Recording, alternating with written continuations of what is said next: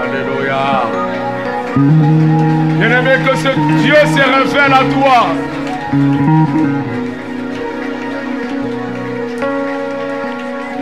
Que tu les rencontres toi-même.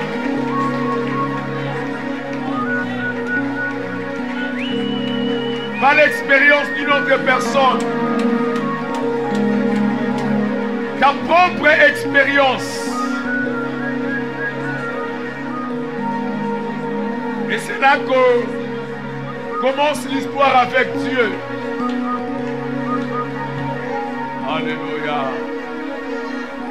C'est Manouode Kemarabababa. Kete Kofode Mama. Oh Dieu, je ne sais pas prêcher. Je n'ai pas la force.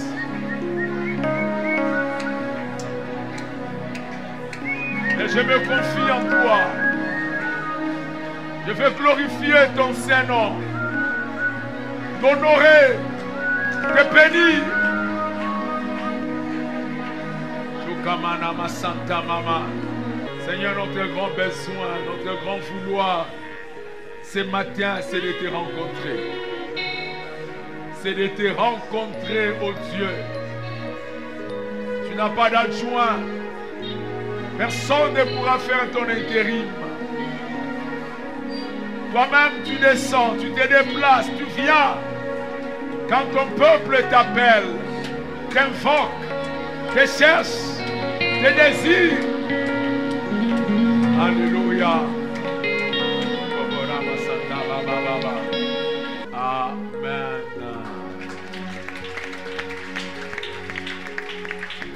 Que le nom du Seigneur soit glorifié. Shalom frères et sœurs. Nous allons nous saluer dans la présence de Dieu.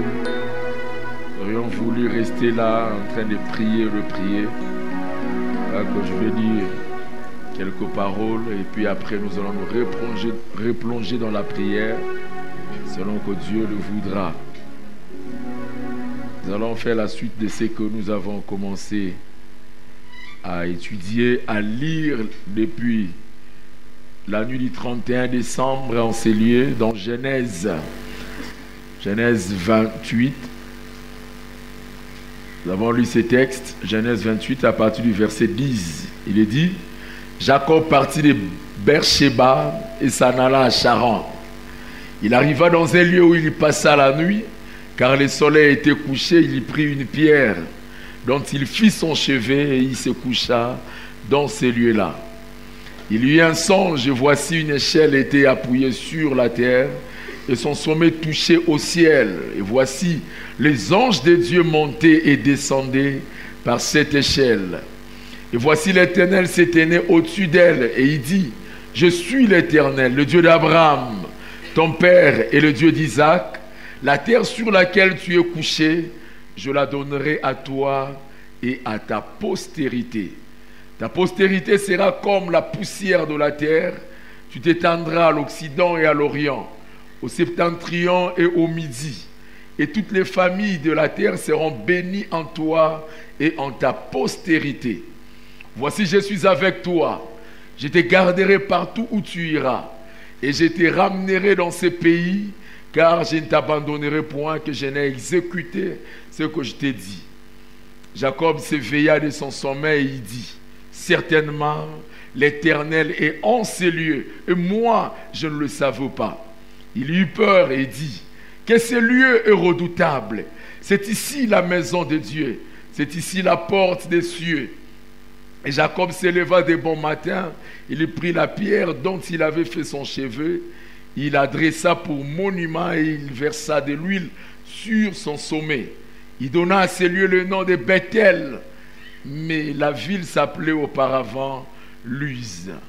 Jacob fit un vœu en disant: Si Dieu est avec moi et me garde pendant ce voyage que je fais, s'il me donne du pain à manger et des habits pour me vêtir, et si je retourne en paix à la maison de mon père, alors l'Éternel sera mon Dieu. cette pierre que j'ai dressée pour monument sera la maison de Dieu, et je te donnerai la dîme de tout ce que tu me donneras. Amen. Que l'Éternel bénisse sa parole. Nous sommes en train d'étudier la vie de Jacob. Nous voyons ce que Dieu a fait avec lui. Et lui, Jacob, se trouve dans l'alliance que Dieu avait contractée avec Abraham. Et nous avons développé son histoire dans ces termes. Je suis le Dieu d'Abraham, d'Isaac et de Jacob. Je suis le Dieu d'Abraham, d'Isaac et de Jacob, en sigle DEJ. Et nous avons dit DEJ, et c'est DEJ 2. DEJ 2, c'est Dieu de révélation qui travaille avec les hommes, qui marche avec les hommes et qui accomplit des choses en leur faveur.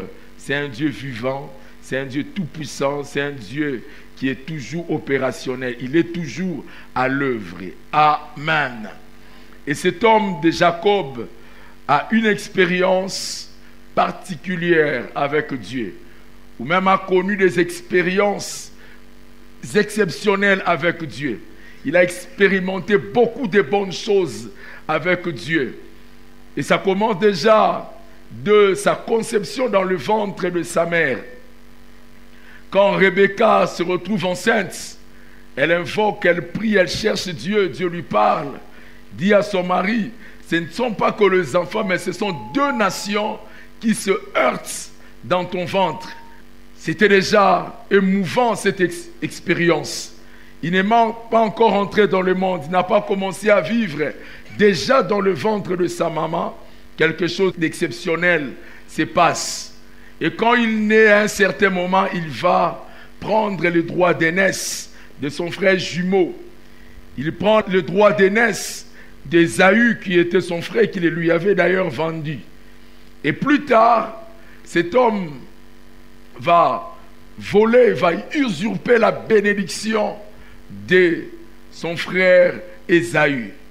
Et avant de quitter son pays, quitter la maison de sa mère et de son père Isaac s'est levé, il a commencé à prononcer des bénédictions sur lui. Il a béni. Et Jacob va partir avec cette bénédiction. Il va à Beersheba pour chercher une femme. Il va en trouver. On lui donnera d'abord Rachel. Rachel, la femme qu'elle voulait, on ne lui a pas été donné d'emblée, mais on lui avait donné Léa. Et puis après, on va lui donner pour épouse, pour seconde épouse, Rachel. Mais il n'a pas connu que ces deux femmes. Dans son parcours, dans son expérience, il est allé même avec ses propres servantes. Et de toutes ces femmes, Jacob a eu 12 filles, plutôt 12 garçons et une fille. Et ce sont ces 12 enfants qui forment les tribus d'Israël. Et plus tard, cet homme va encore rencontrer Dieu. Après l'avoir rencontré pour la première fois, Dieu va le briser à la moitié au chapitre 32. Il fait une expérience encore extraordinaire avec Dieu. Et puis il va rencontrer son frère Ésaü. Et il a vu beaucoup de choses dans sa marche, même quand il habitait dans la maison de son oncle Laban. Là, Jacob avait connu des choses. Il a vu des choses merveilleuses. Il a fait des expériences extraordinaires. Quand son oncle cherchait à le rouler, à prendre tout ce qu'il avait comme bénédiction, comme grâce, Dieu est intervenu. Il a menacé même Laban, qui était son oncle, la nuit. De toutes les expériences qu'il a eu à faire avec Dieu, il y a deux qui sont exceptionnelles. Il y a deux qui sont grandes. Il y a deux qui ont marqué toute sa vie, qui ont changé toute sa vie.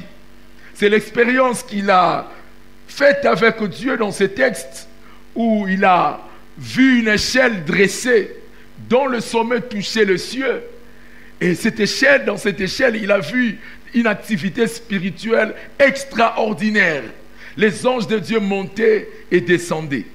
Nous avons dit toutes ces choses le dimanche passé. Et une autre expérience, c'est celle qu'il va faire dans Genèse 32. C'est quand il reste seul. Et là, il va lutter avec Dieu. Il lutte avec Dieu parce qu'il était fort. Dieu l'a brisé à la hanche. Et il commençait à marcher au rythme que Dieu lui avait imposé.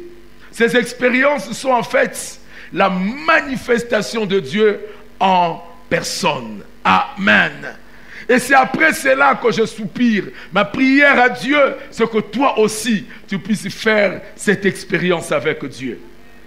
Que tu puisses rencontrer Dieu. Ce n'est pas une théorie, ce n'est pas une philosophie, ce ne sont pas des recherches de l'homme simplement, non, non. Ce n'est pas une religion, parce que dans la religion, l'homme va à la recherche de Dieu. Il veut servir Dieu selon lui, selon ses recherches, selon ses pensées. Mais dans la véritable révélation, c'est Dieu lui-même qui vient à la rencontre de l'homme. C'est Dieu lui-même qui vient visiter l'homme. Et c'est comme ça qu'on reçoit les saluts. C'est comme ça qu'on est sauvé. Qu'est-ce que Jacob avait fait pour faire ces expériences merveilleuses? Qu'avait-il fait pour rencontrer Dieu? Il n'avait rien fait. Il a reçu simplement la grâce. Et c'est ça même, la vie de Christ. La vie que nous avons en Christ. Nous n'avons rien fait pour être en Christ, pour rencontrer Dieu en Christ. Nous n'avons que reçu la grâce de Dieu. Amen. Ce n'est qu'une grâce. Ce n'est qu'une grâce. Mais il n'y a pas que cette seule expérience où nous rencontrons Dieu une fois dans notre vie, quand nous avons donné notre vie à Jésus-Christ, et s'arrête là. Non. Cette expérience se renouvelle. Jacob a rencontré Dieu plusieurs fois. Il a vécu dans la présence de Dieu. Il a expérimenté les choses merveilleuses de la part de Dieu. Et je crois que tu peux aussi faire ces rencontres plusieurs fois. Dieu peut se révéler à toi de plusieurs manières. Il peut faire des choses extraordinaires. Tu peux vivre des dimensions exceptionnelles dans la présence de Dieu et connaître Dieu différemment. Amen. Si Jacob, qui n'avait rien fait, a rencontré Dieu, à combler plus forte raison, bien-aimés, nous qui les cherchons, ne devrions-nous pas les rencontrer? Il n'a rien fait, il a rencontré Dieu. Dieu se révèle et quand il s'est révélé, il est venu sur la terre. Jésus-Christ est venu par la demande des personnes. Personne n'a demandé que Dieu vienne parmi les hommes. Maintenant qu'il est venu parmi nous, il est retourné pour nous préparer une place. Il nous a laissé son Esprit Saint. Et si nous les cherchons de tout notre cœur, nous pouvons encore les rencontrer de nouveau. Nous pouvons faire des expériences avec lui. Jérémie 29, le verset 13, dit ceci: vous me chercherez et vous me trouverez si vous me cherchez de tout votre cœur. Si vous me cherchez de tout votre cœur, vous me trouverez. Celui qui veut voir Dieu, qui veut expérimenter des choses avec Dieu, va le voir, va les expérimenter, et c'est là au nom de Jésus. Que notre Dieu ne soit pas un Dieu qu'on garde pour de grands événements, mais que ce soit un Dieu qu'on cherche au quotidien. Un Dieu qu'on aimerait expérimenter, un Dieu qu'on aimerait vivre. C'est ce qui est émouvant dans la marche avec Dieu. C'est ce qui est exceptionnel, c'est ce qui nous fait du bien. Sinon, nous serons dans une religion morte. Les idoles ne peuvent pas bouger, ne peuvent pas parler. Si vous allez à la recherche des idoles, ou vous passez par des idoles pour rencontrer Dieu, sachez qu'il n'y aura rien d'exceptionnel, rien ne se fera. Mais si vous cherchez le Dieu d'Israël, le Dieu d'Abraham, d'Isaac et de Jacob, vous allez le voir. Parce qu'il s'appelle les Je suis. Je suis avec vous. J'interviendrai, j'agirai, je ferai. Et quand on expérimente Dieu de cette façon, nous entrons même dans son royaume. Ou en d'autres termes, son royaume vient vers nous. Il descend vers nous. Et c'est comme ça que Jésus avait dit dans Matthieu chapitre 6, au verset 10 à 11, quand vous priez, dites que ton règne vienne, que ta volonté soit faite sur la terre comme au ciel. Que ta volonté soit faite sur la terre comme au ciel. Donc nous vivons dans la présence de Dieu sur la terre comme au ciel. Nous expérimentons le ciel sur la terre. Le royaume de Dieu vient vers nous. Il a dit, si vous me voyez chasser les démons, sachez que le royaume des cieux est venu vers vous. Bien-aimés, nous devons manifester le royaume des cieux. Nous devons prier de manière à rester dans la présence de Dieu. Si tu pries et tu ne sens pas que tu es dans la présence de Dieu, c'est que tu ne pries pas bien. Il faut prier de manière à te sentir dans la présence de Dieu, à sentir l'atmosphère du ciel dans cet endroit-là où tu es concentré, dans ton lieu de retraite, à l'église, ou partout où tu veux invoquer Dieu. Il faut que tu sentes sa présence. Il faut qu'il vienne. Sinon, ça sera un passe-temps. Ça sera une religion morte. Ça sera du formalisme. Nos cultes bien-aimés devaient être sur la terre comme au ciel. Nous devrions être dans la présence de Dieu. Dieu devait nous envahir. Il devait nous faire du bien. Nous devrions expérimenter des choses de sa part. Amen.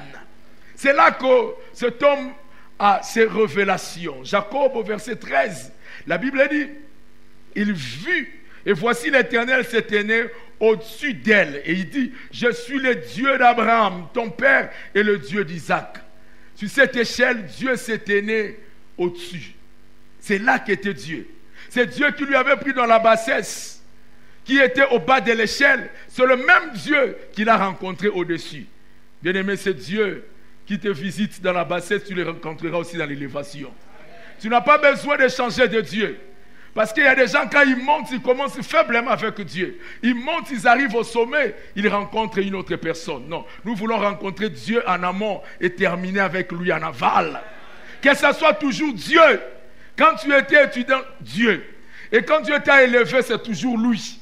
Qu'il reste Dieu. Qu'il ne soit pas avec toi seulement dans le célibat. Et quand tu entres dans le mariage, tu abandonnes Dieu. Il faut que tu le vois en bas de l'échelle et au sommet. Au-dessus, que ce Dieu-là soit là. Il a vu ces grands dieux et c'est comme ça lui donne la révélation. Jacob a vu ces choses dans la présence de Dieu. C'était comme une fenêtre du ciel qui était ouverte. Là où il était sur la terre, il pouvait voir le ciel. Il n'y a aucune caméra qui peut filmer les choses qui se passent au ciel. Les réalités célestes et les réalités d'en haut peuvent être expérimentées par la foi dans la présence de Dieu. Et celui qui cherche Dieu de cette façon doit savoir qu'il peut être transporté. Et il peut faire une extase même.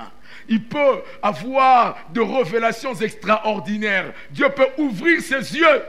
Ce n'est pas réservé à une catégorie de gens. Seulement, non. Ce n'est pas réservé aux pasteurs, aux prophètes ou aux grands serviteurs de Dieu. C'est l'apanage de tous les chrétiens. Amen. Oh, que Dieu t'ouvre les yeux spirituels. Que tu commences à voir le ciel sur la terre. Comme Jacob avait expérimenté ces choses, nous voulons aussi le vivre. Amen. Et là, Dieu lui dit 2 fois, je suis.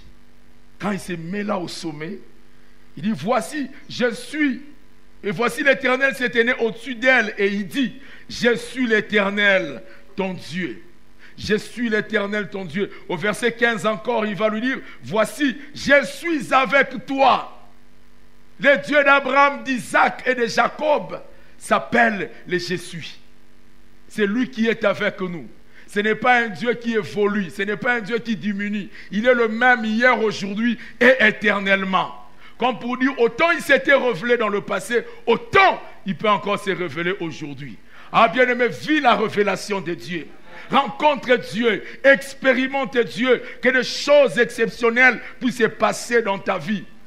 Sa présence est la garantie de la réussite, du succès.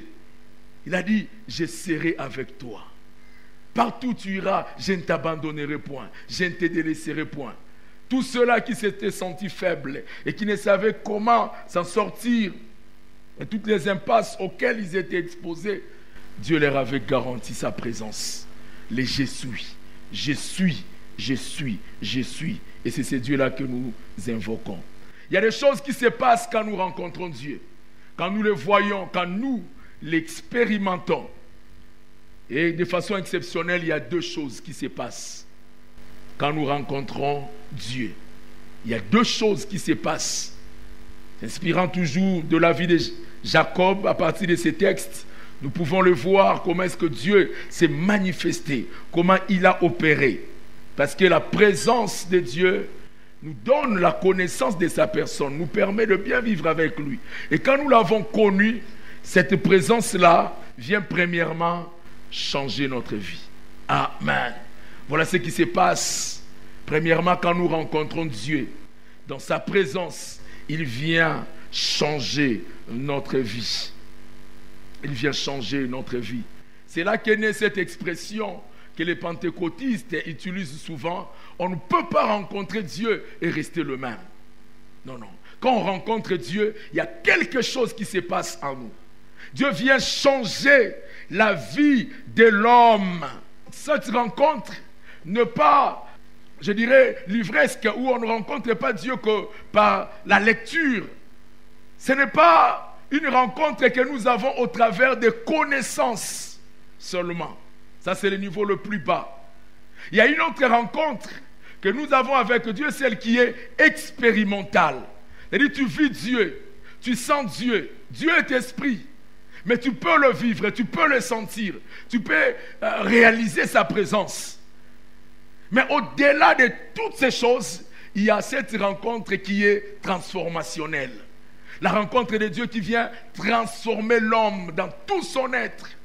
Vient changer l'homme, vient lui accorder les choses extraordinaires, les choses d'en haut. Ça a commencé depuis l'ancienne alliance. Tous ceux-là qui avaient rencontré Dieu avaient connu des changements dans leur vie. Des choses avaient changé dans leur vie. Regardez ce qui se passe avec Abraham. C'est lui qui est le père de la foi. Quand il rencontre Dieu dans Genèse 17, le premier verset, la Bible dit, lorsqu'Abraham fut âgé de 90 ans, 99 ans, l'Éternel apparut à Abraham, il lui apparut. Donc Abraham a rencontré Dieu. À quel âge? À 99 ans. Ah, je ne crois pas qu'ici qu'il y ait quelqu'un qui a 99 ans. Abraham, à cet âge, il a rencontré Dieu. Ça n'a jamais été une question d'âge. C'est une question de grâce. Dieu peut se révéler à qui il veut. À n'importe quel âge, tu peux expérimenter la présence et la puissance de Dieu. Et Dieu se révèle à lui en lui disant, je suis le Dieu tout-puissant. À chaque fois qu'il se révèle, il présente son identité. Je suis le Dieu tout-puissant. Marche devant ma face et sois intègre. Et sois intègre. Il y a pratiquement 5 choses qui se sont passées dans la rencontre d'Abraham avec Dieu. Quand il a rencontré Dieu dans cette présence, 5 choses se sont passées. Il n'y a pas que ces choses que l'on expérimente dans la présence de Dieu. Chacun peut expérimenter Dieu d'une manière ou d'une autre, de façon exceptionnelle, selon qu'il le voudra. Mais ces 5 choses sont en fait fondamentales. Elles se répètent à chaque fois que Dieu se révèle à un homme. À chaque fois que quelqu'un fait une rencontre exceptionnelle avec Dieu, ces 5 choses ne manquent pas. Première des choses, c'est que Dieu change sa condition sociale. Deuxième des choses, Dieu établit une alliance avec lui. Troisième des choses, Dieu change son nom. Pour Abraham, il a non seulement changé son nom, il a aussi changé celui de sa femme. Quatrième des choses, Dieu lui fait des promesses. Et enfin, cinquièmement, Dieu se révèle à lui. Dieu lui donne sa révélation. Bien aimé, il n'y a pas qu'Abraham qui a connu ces choses. Moïse les a connus, les a expérimentés. Jacob les a connus, les a expérimentés. Paul les a connus, les a expérimentés. Toi aussi, tu vas connaître ces choses. C'est le même Dieu, ça dépend de ta manière de désirer, de chercher Dieu. Mais si tu rencontres Dieu, ces 5 choses ne manqueront pas dans ta vie. Amen. Dieu commencera par changer ta condition sociale. Il change ta condition sociale. Regardez Jacob, il était pauvre, il manquait de vêtements, il manquait à manger, il manquait même où dormir, c'était un SDF, un sans domicile fixe. Il était errant un peu comme Abraham. Tous ceux-là qui ont rencontré Dieu, Dieu a changé leurs conditions. Et ça n'a pas changé. Jusqu'à nos jours, Dieu continue à changer les conditions sociales des hommes. Il le fait parce que c'est un Dieu d'amour. Quand il a créé l'homme, il l'a placé dans le jardin d'Éden. C'était dans sa présence où l'homme vivait. Et cette présence était une présence merveilleuse. Il y avait une atmosphère de gloire. La puissance de Dieu régnait. Il y avait l'abondance dans les jardins. L'homme ne manquait de rien. Et nous avons perdu cette présence par le péché d'Adam et Ève. Et quand Dieu vient se révéler à l'homme par Jésus-Christ, et l'homme qui les rencontre et qui l'expérimente, en tout cas Dieu ne le laisse pas tel qu'il était. Il change toujours sa condition sociale. Ma prière est levée de mon cœur qu'il puisse changer ta condition sociale. C'est ça même le dynamisme de la présence de Dieu. Ça opère, ça agit, ça bouge, ça change la vie des hommes. Oh, même si tu n'as pas encore expérimenté ces changements, crois que c'est ton lot, c'est ta part. Tu expérimenteras ces changements-là. Parce que notre Dieu n'est pas un Dieu théorique, mais c'est un Dieu expérimental. C'est un Dieu agissant. C'est un Dieu qui est à l'œuvre. Il dit, vous saurez que l'Éternel Dieu Tout-Puissant est l'unique et véritable Dieu. Et comment il va prouver sa présence? C'est aussi en transformant les vies et les conditions des hommes. Deuxième chose qu'il fait, il établit une alliance. Dans cette alliance, Dieu fixe des clauses, des choses que lui doit faire, que nous devons aussi faire. D'une part, il y a des promesses. Ça vient aussi comme une forme de contrat. Quand on rencontre Dieu, Dieu fait des promesses. Mais dans cette alliance, voyez ce qu'il avait dit à Abraham pour n'étudier que sa vie. Genèse 17, le verset 12. Là, il lui fait une promesse. Dieu lui dit des choses et lui demande de se circoncire. À l'âge de 8 jours, il dit, tout mâle parmi vous sera circoncis, selon vos générations, qu'il soit né dans la maison ou qu'il soit acquis à prix d'argent, de tout fils d'étranger sans appartenir à ta race. Tous ceux qui entraient en alliance avec Dieu par Abraham devaient avoir dans leur corps la marque de la circoncision. C'était une marque qui démontrait qu'ils appartenaient à Dieu. C'était la clause ou une des clauses de cette alliance. C'est pourquoi déjà à l'âge de 99 ans, je crois que c'est le verset 24 qui en parle, Abraham s'est fait circoncire. Quand Dieu fixe des conditions, quand Dieu t'impose des choses, tu n'as pas à t'excuser. À cet âge, il s'est fait circoncire. Et Abraham était âgé de 99 ans lorsqu'il fut circoncis. Et son fils Ismaël qui habitait dans sa maison, parce que dans le clause de cette alliance, il avait dit, tous les étrangers qui se trouveront dans ton pays, qui voudront composer avec toi, ou même ceux qui se trouveront dans ta maison, devront se faire circonscrire. Et c'est ce qui a été fait. Ismaël, son fils, qui était âgé de 13 ans, fut aussi circoncis. Ça, c'était dans l'ancienne alliance. Mais quelle est la clause de l'alliance pour nous dans la nouvelle alliance? Est-ce que Dieu nous demande de nous circoncire pour dire que nous sommes véritablement en lui, que nous l'avons rencontré? Dans la nouvelle alliance, la circoncision n'est plus de la chair, mais elle est de l'intérieur. C'est la circoncision du cœur. Romains chapitre 2, le verset 28 et 29. Dieu parle, il fixe les normes. L'apôtre Paul dit, le véritable juif, la circoncision n'est pas celle qui est visible dans la chair ou dehors. Mais c'est la circoncision, c'est celle qui est invisible dans la chair. Mais les juifs, parce que tout ce qui appartenait à Abraham était appelé des juifs. C'était ses descendants. Mais le véritable juif aujourd'hui, dans la nouvelle alliance, il dit, mais le juif, c'est celui qui l'est intérieurement. Et la circoncision, c'est celle du cœur, selon l'esprit et non selon la lettre. La louange de ces juifs ne vient pas des hommes, mais de Dieu. Donc, il y a des juifs noirs en ces lieux. Ils ne le sont pas à partir de leur peau. Non, non, ce n'est pas de la chair, mais c'est de l'intérieur. La circoncision s'est passée à l'intérieur. Cette circoncision qui est une marque de la nouvelle naissance, de la régénération, se démontre par la crainte de Dieu. C'est ça le signe extérieur qui démontre que nous avons rencontré Dieu. Nous avons expérimenté sa vie. Il nous influence, il nous impose des choses. Il nous demande de nous faire circoncire. Voilà Moïse qui avait négligé cette loi, n'a pas voulu se faire circoncire. Dieu a failli le tuer. Heureusement, sa femme avait eu la révélation, savait ce que Dieu avait parlé à Moïse. Il est allé prendre une pierre, il a circoncis l'enfant, il a jeté sur Moïse, il a dit, tu es pour moi un époux décent. Dieu tient à la sainteté. Il veut que ceux qui s'approchent de lui puissent s'éloigner du mal. Que tout ce qui s'approche de l'Éternel puisse renoncer à l'iniquité, puisse s'éloigner de l'iniquité. C'est une marque de circoncision. Nous ne l'avons pas de l'extérieur, mais nous l'avons de l'intérieur. C'est ce sentiment du cœur qui nous pousse à nous humilier devant Dieu, à demander pardon quand nous avons failli, à nous éloigner de l'impureté, de la vie du monde, parce que nous sommes en contact avec Dieu. C'est la circoncision du cœur. Lui, il dit, je te bénirai, je ferai des choses. Mais toi, pour ta part, tu dois respecter la circoncision. La circoncision. Ça fait aussi allusion au brisement, où l'homme ne vit pas selon lui, selon ses principes. Il ne vit pas selon ses conceptions ou les conceptions du monde, mais il vit selon la pensée de Dieu. Il vit selon la volonté de Dieu. Regardez Jacob. Quand il se présente devant Dieu, c'est un homme qui a une grande force, qui résiste. C'est un roublard.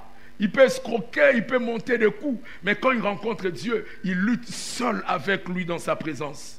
En Genèse 32. Et parce qu'il était fort, il tenait. La Bible dit, Dieu le frappa à l'emboîture. Et il commença à marcher selon le rythme de Dieu. C'est le brisement. Ce n'est plus l'usurpateur, ce n'est plus le voleur, ce n'est pas un roublard, c'est quelqu'un qui vit dépendamment de Dieu.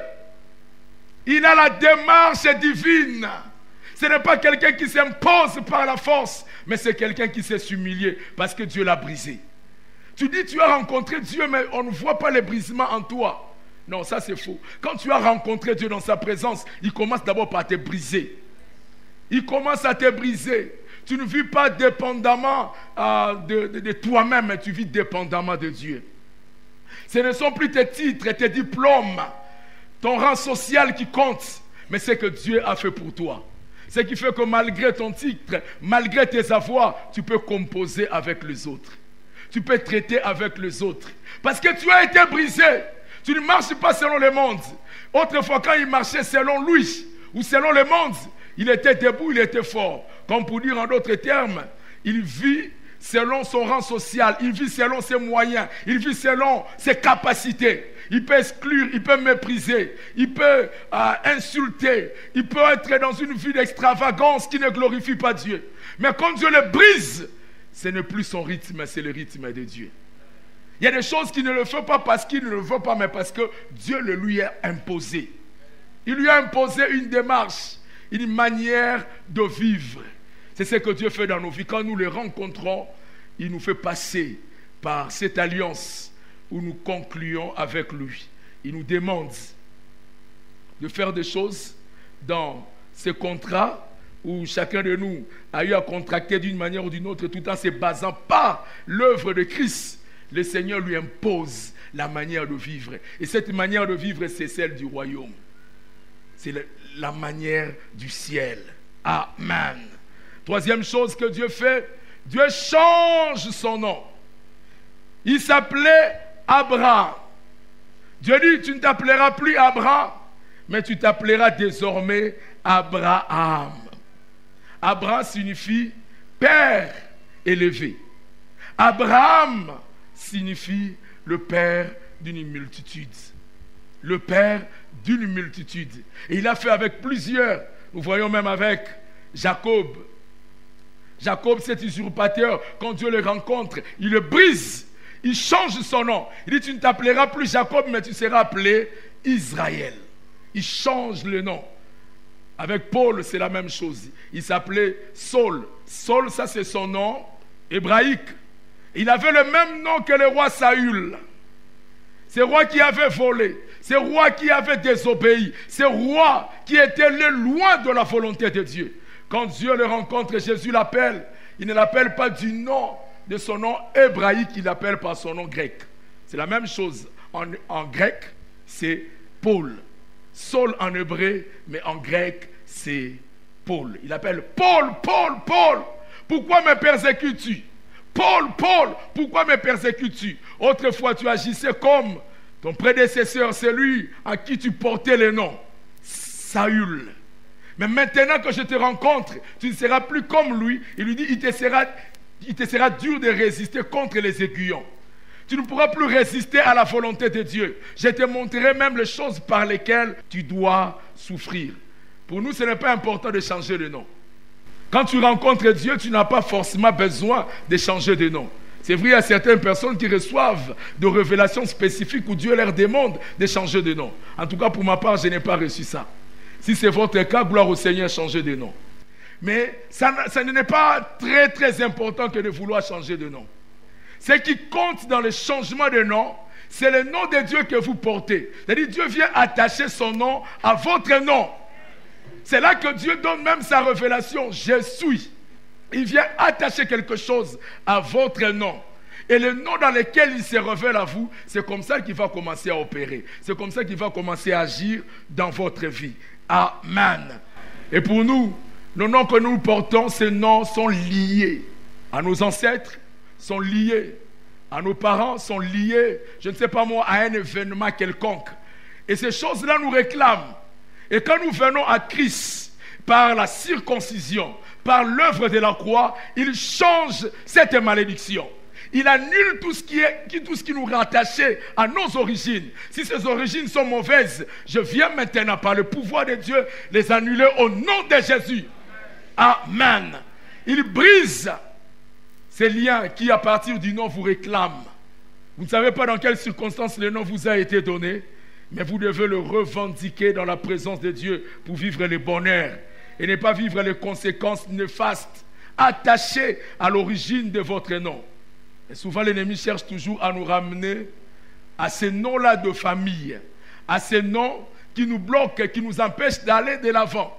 C'est ce qui s'est passé avec Jean-Baptiste. Et quand il est né, ses parents lui ont donné le nom de Jean. Et ceux qui étaient là tout autour, parce que son père ne pouvait plus parler, ils ont dit, dans sa famille, personne n'a été appelé par le nom de Jean. Appelez-le plutôt par un autre nom.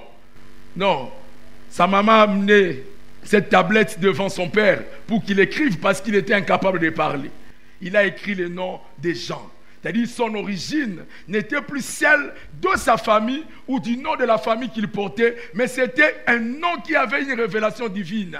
Oh, je prie qu'on ne puisse pas changer ton nom et qu'on ne puisse pas te rattacher à tes origines mauvaises, mais que tu restes attaché à la nouvelle identité que tu as en Christ. En Christ, tu es béni, en Christ, tu es prospère parce que tu l'as rencontré. Amen. Il brise la malédiction. Et puis après, il lui fait des promesses. Il lui fait des promesses. Je te bénirai, je te donnerai ceci, je t'accorderai cela, je serai avec toi. Dieu n'a pas quelqu'un par qui il peut jurer. Il jure par lui-même. S'il y avait un plus grand que lui, Dieu allait jurer par ses plus grands. Mais au-dessus de lui, il n'y a personne. Même tous les qualificatifs que nous lui donnons, c'est juste pour avoir une connaissance et savoir comment l'appeler. Mais en réalité, il va au-delà de toute imagination. Quand on l'appelle Elohim, on l'appelle ce Dieu grand. Au-delà de la grandeur, Dieu y est. Tout ce que nous pensons de la grandeur, c'est dû à tout ce que nous voyons. Mais au-delà de toutes ces choses, il y a Dieu. Amen. Et quand il vient te faire des promesses, il le fait non selon toi, mais selon lui.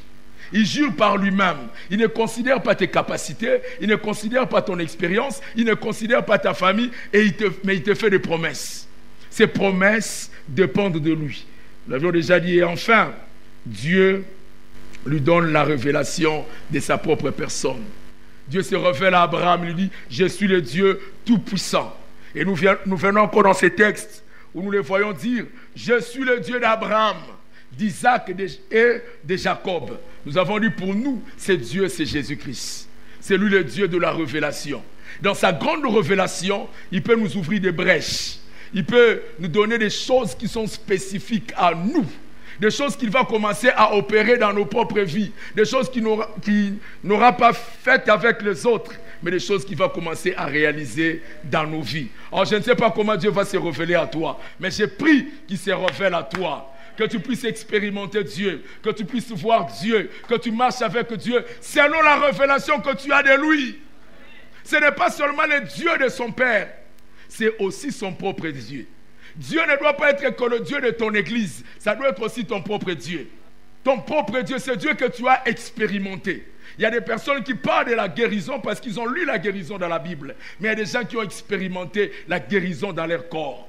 Il y a des gens qui parlent de délivrance parce qu'ils ont vu, ils ont lu. Il y a d'autres qui les ont expérimentés. Quelqu'un qui a échappé d'un accident mortel, il peut témoigner Dieu autrement. Quand les uns peuvent dire, Dieu peut protéger quelqu'un d'un accident mortel. C'est lui qui l'a expérimenté, il dit, il sait, c'est Dieu la protège. Amen. C'est lui qui était dans le chômage, qui n'avait jamais travaillé, mais qui cherche Dieu. Et Dieu se révèle à lui. Quand lui donne le travail, il sait témoigner de Dieu parce qu'il a vécu. Je ne veux pas que nous puissions servir un Dieu théorique. Non, non. Pas un Dieu qu'on adorerait parce que quelqu'un avait adoré. Oui, nous aimons imiter le frère Alain Molo, c'est bon. Il a fait son expérience avec Dieu. Toi aussi, tu dois expérimenter ton Dieu. L'adoration n'est pas une imitation de quelqu'un. Ce sont des choses que tu as expérimentées avec Dieu et tu le confesses pour sa gloire. D'ailleurs, tu n'adores pas pour épater les gens. Non, non, tu le fais pour sa gloire. Parce que tu les as expérimentées. Tu as connu des choses dans ton corps. Ne cherche pas à épater, ne cherche pas les mots hébreux que tu ne comprends pas. Mais dis des choses que tu comprends. Des choses que toi-même tu as expérimentées. Parce que c'est ton Dieu. Ce n'est pas un Dieu théorique, c'est un Dieu vivant. C'est Dieu agit, c'est Dieu bouge, c'est Dieu se manifeste. Oh, qu'il soit à l'œuvre dans cette église, qu'il soit en train de bouger, qu'il soit en train de se manifester. En tout cas, pour ma part, je dois le dire, c'était la première fois que je sois associé dans une prière qui est faite en faveur de la nation. Nous avons prié pour la province. Et c'est bon, tout le monde a vu là à l'entrée, au niveau du pont, on a écrit Jésus-Christ, roi des lois là-bas. Ce ne sont pas de vaines déclarations. Jésus-Christ, roi des lois là-bas. Il n'y a pas de Jésus-Christ. Il n'y a qu'un seul Jésus-Christ. Et si c'est Jésus-Christ-là intronisé dans cette ville, je crois que cette ville est bénie. Cette ville est bénie. Qu'elle aille de l'avant, qu'elle connaisse des choses extraordinaires. Parce que Dieu se révèle dans une église, dans une ville, dans un pays, dans une contrée bien spécifique. Et si les autorités se décident à ce que la ville soit confiée en Jésus-Christ, bien aimé, attendons-nous à la paix. Et c'est là qu'il dit, priez pour les autorités, pour que nous puissions mener une vie paisible, que Dieu puisse influencer leur vie, que Dieu bénisse les autorités de notre province. Que les choses soient faites selon la volonté de Dieu. Quand l'ennemi viendra comme un fleuve, que l'Esprit de l'Éternel le mette en déroute. Que tous les projets qui ont été recommandés à l'Éternel puissent se réaliser au nom de Jésus. Il dit, priez pour le pays où je vous amène en captivité, car votre bonheur en dépend. Ton bonheur dépend de la prospérité de cette province. Nous sommes plus de ceux qui maudissent leur pays, leur province. Non, nous sommes de ceux-là qui bénissent. Bénis le gouverneur, que Dieu lui donne la bonne santé, la longévité et qu'il travaille, que les bonnes choses puissent se faire dans cette province. Que les églises puissent évoluer, que la gloire de Dieu puisse régner en ces lieux. Que Jésus-Christ soit réellement le roi des lois là-bas.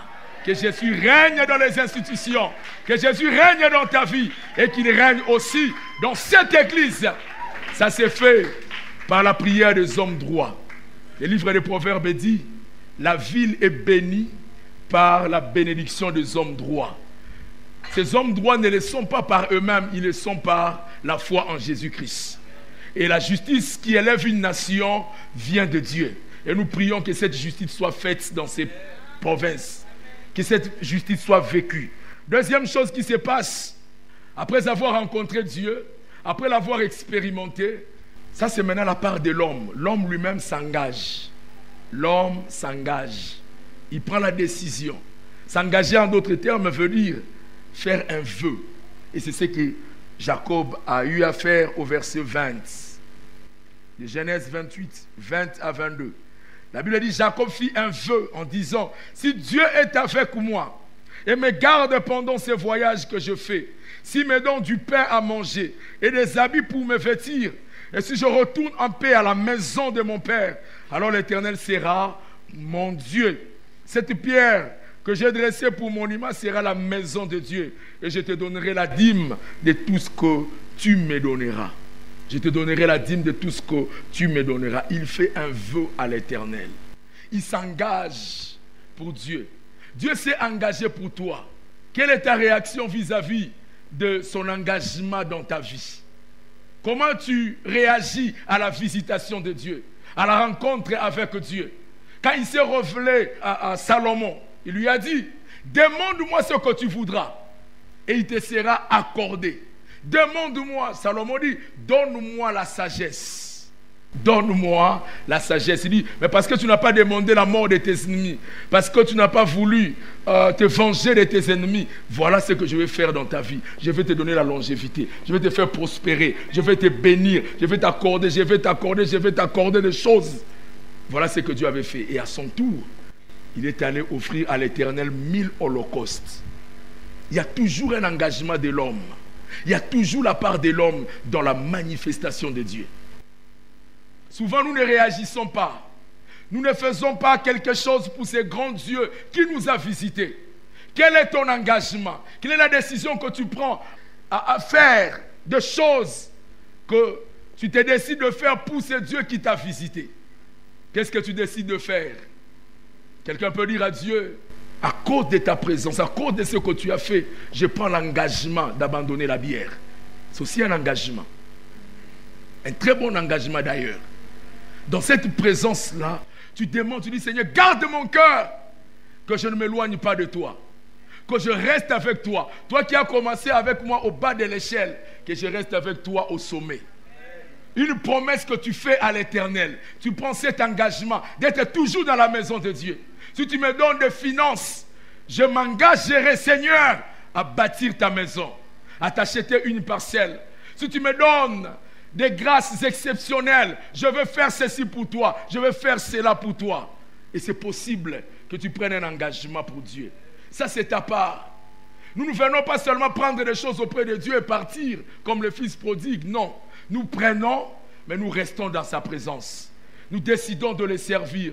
Nous faisons des vœux dans sa présence. Et Dieu honore ses vœux. Amen. La Bible dit, si nous devenons infidèles, lui ne peut se régner. Il reste toujours fidèle. Maintenant, si tu restes aussi fidèle, non, Dieu va exagérer. Dieu va faire au-delà même de tes attentes. Prends l'engagement, prends la décision ce matin de faire quelque chose pour Dieu. Et honore ton vœu. Nous allons le voir plus tard. Salomon était retourné, il a bâti une maison. Et puis, il avait donné la dîme à l'Éternel parce qu'il avait fait un vœu. Beaucoup de gens font des vœux, mais ils ne le réalisent pas. La Bible dit, ne te précipite pas pour faire un vœu devant l'Éternel. Et en matière de vœux, il y a des choses que la Bible interdit aux femmes et aux mineurs. Une femme mariée ne fait pas le vœu par elle-même, des choses surtout qui engagent la famille. Je n'ai pas eu le temps de chercher dans Deutéronome, mais la Bible dit, une femme mariée ou une mineure qui voudra faire de vœux, il doit d'abord consulter son mari ou ses parents. Les mineurs doivent consulter ses parents, la femme doit consulter son mari. Avant de faire le vœu, tu dois d'abord consulter. On ne vient pas, ne prends pas l'argent de la maison, j'amène à l'église. J'avais fait le vœu à l'Éternel, je vais donner pour l'achat parcelle. Ça peut être compliqué pour toi. Il faut aller consulter. Un mineur doit aller consulter. Mais Dieu veut que nous puissions faire le vœu dans sa présence. Beaucoup de gens ne font pas de vœu, ne prennent pas de décision. Prends une décision. Dieu aime des gens qui s'engagent avec lui. Dieu voit sa part.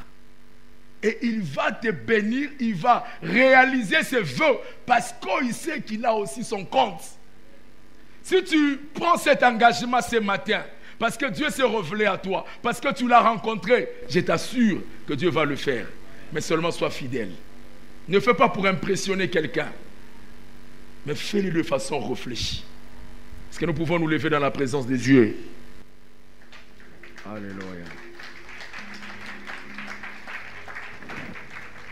Nous allons parler à Dieu, demander d'abord sa révélation, cette rencontre avec lui. Ce sont des rencontres qui se renouvellent. Ça ne se fait pas qu'une seule fois. Une rencontre avec lui, pour nous dans la nouvelle alliance, ne peut qu'être que cet engagement que nous avons pris de suivre Christ. Mais ça se renouvelle. Nous pouvons expérimenter des choses avec Dieu. Nous pouvons l'expérimenter autrement, dans des différentes dimensions, dans des dimensions de gloire, de puissance, parce que Dieu va avec nous de gloire en gloire. C'est ce que l'apôtre Paul faisait, c'est ce qu'il désirait. Dans ses prières, il ne faisait qu'une chose, il demandait la révélation de Dieu. Il disait, je veux connaître Dieu, je veux connaître Christ, alors qu'il avait déjà connu. Dans la douceur, tu peux te révéler. Dans la simplicité, tu peux te révéler. Alléluia. Alléluia. Que ta présence en moi devienne réelle. Alléluia. Que ta présence en moi devienne Oui, que cela soit palpable. Je veux une autre dimension. Une autre dimension. Que ta présence en moi devienne Il y a des différentes réelle. dimensions de Que la ta présence de présence Dieu. en moi